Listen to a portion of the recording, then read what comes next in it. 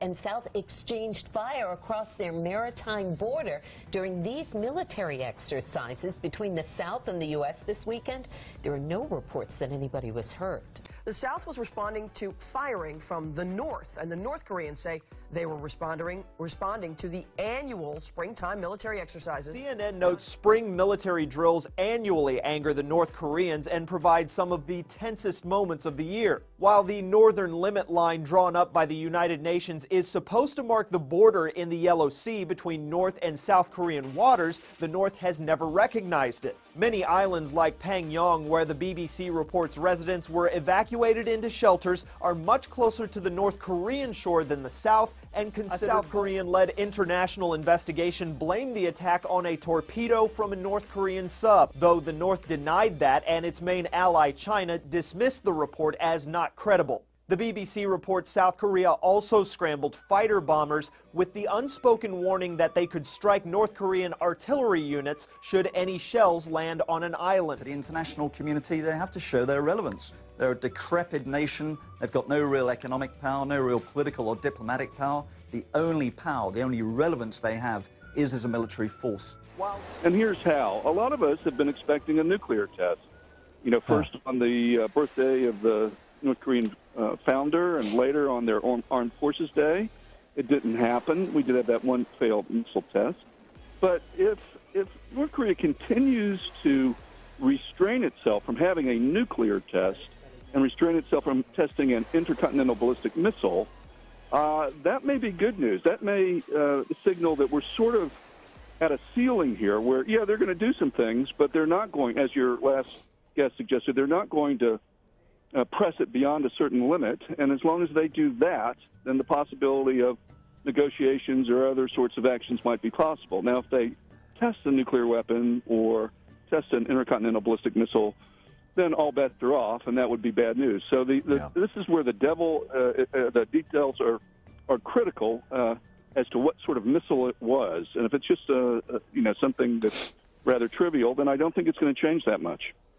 Well, is there a possibility, though, that this is in some ways bolstering their negotiating position? I mean, they've gotten the message from this White House that they're open to negotiating, and then they've gotten the message that, no, we just expect you to join the international community and behave.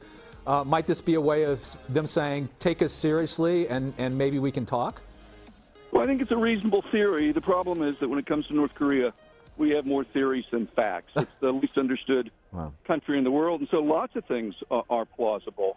I think the most important events that have occurred over the last 2 weeks for me was the report out of Pyongyang by Associated Press that the North Koreans had started to ration gasoline, and ration gasoline in the capital city where all the elites live. Which means China may have cut them off? I think that tells me that whether this is for bargaining or just because they want to keep testing their missiles until they are forced to stop, it tells me that they're sensitive. They don't want, as your last guest suggested, they don't want a war because they know they're going to lose a war. That doesn't mean they won't fight one if they're pushed, but that's not what they're looking for.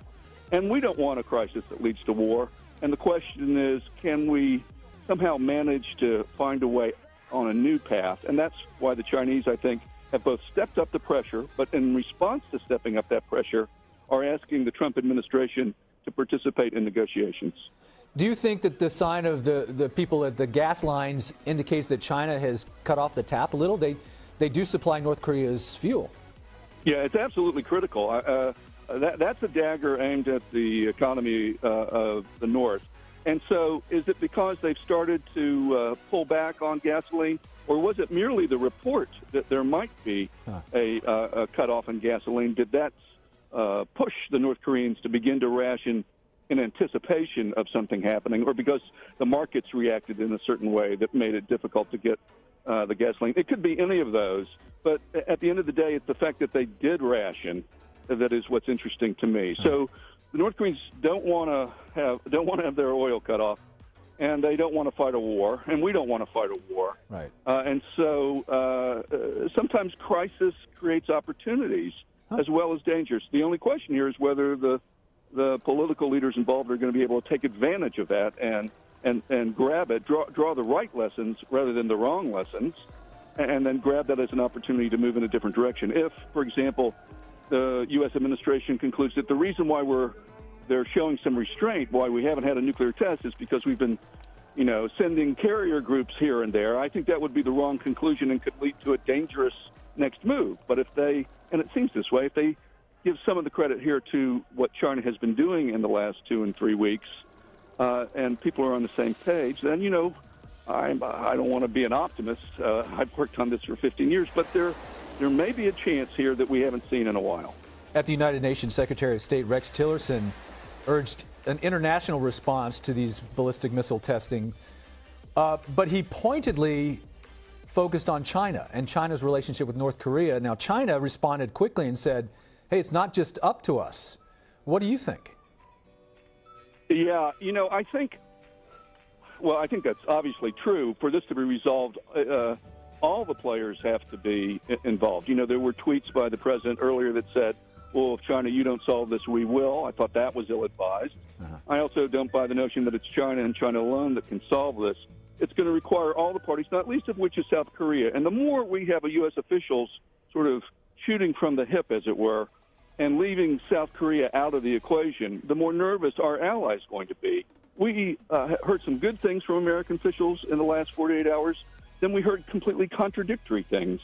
It wasn't long ago that Mr. Tillerson said that the Trump administration would never engage in direct diplomacy. So my advice to the administration is to, say less, not more, because between Nikki Haley, the vice president, the Secretary of State, and Mr. Trump himself, there's a whole hodgepodge of very different messages coming out. And I can tell you for a fact that those messages are hard for the American community that studies this issue, that works on North Korea. We don't know what they all mean, how they add up. And if we don't know what they all mean and it's our country, I can assure you that both the South Koreans and the North Koreans are probably a little confused.